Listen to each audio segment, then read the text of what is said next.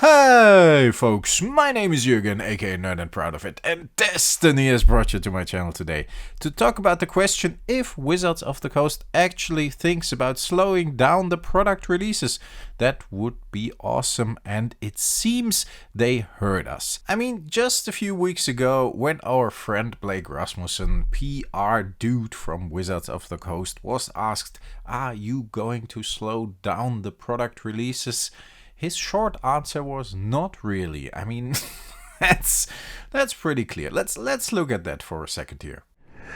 Do we expect Wizards to slow down the pace in which sets are released to give players time to catch up?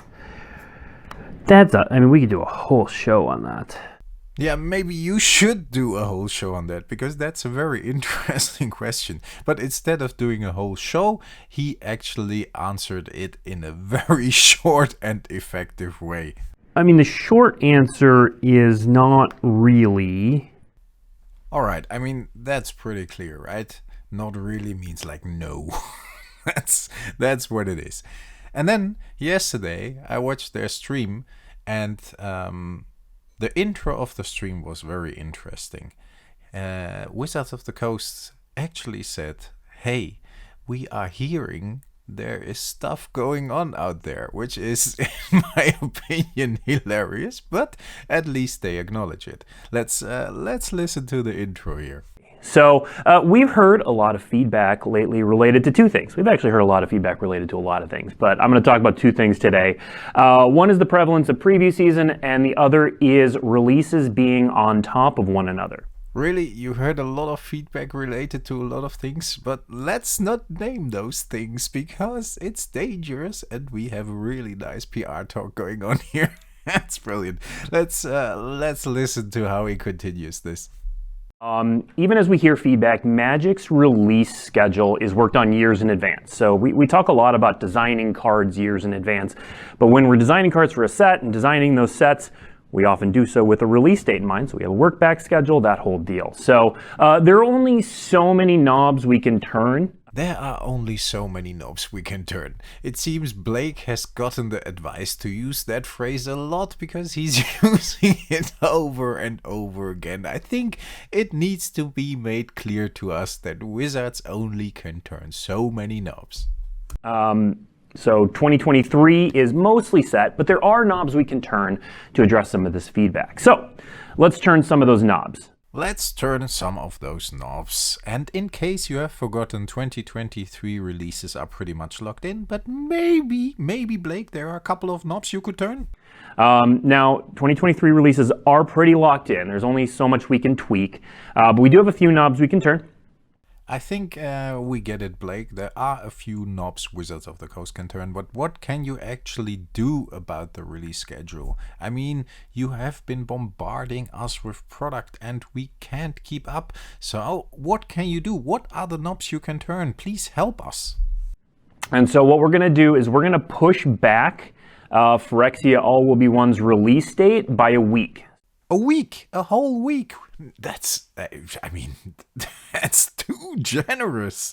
I'm amazed, guys. I am really amazed. 1 whole week. You know, there wasn't much more we could push it, given how close we are to it, but I think the team here felt that giving a little bit more time was important.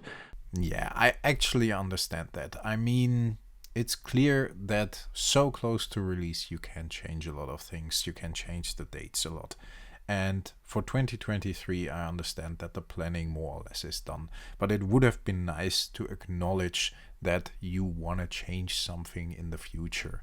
Not a week here and there, but something fundamental. That would have been nice. As usual, as in normally every Wizards of the Coast video at the moment, Blake is getting bombarded with questions, and of course he chooses the questions that are a little easier for him to answer, which I get. I mean, the guy only does his job.